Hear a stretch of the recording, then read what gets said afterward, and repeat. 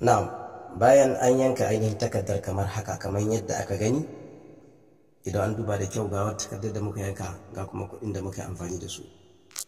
Bayan an yi wannan sai a samu ainihin farin kyalle a buɗe shi, a shimfiɗa wannan, ana so a yanka wannan miqdar ashrata awraq. Misali kamar a ce takarda 10 mutum zai yanka, haka mutum zai yanka misalin takarda 10. Idan ka yanka takarda 10, wannan 500 din za a samu turaren da ake kira da sifatul hamdi, kamar yadda muka taɓa da wata fa'ida a kansa.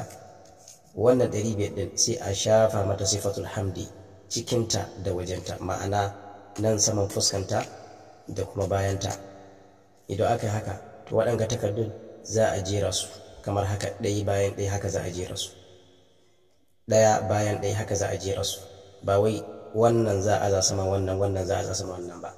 Ba wai kuma za a aza wannan 500 ƙasa gaba ɗaya ba, a aza takardun sama gaba ɗaya kamar yadda ake wancan aikin, a zo aza sama 500 guda sama. A'a, wannan ba shi bane. Haka za a jera su ɗaya bayan ɗaya, haka za a jera su. Idan aka gama jera su, wannan 500 din sai a zo a gitta ta haka saman su.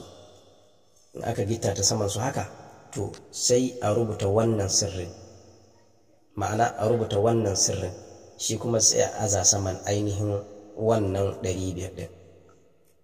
Wato sirrin da za a rubuta shi ne kamar haka.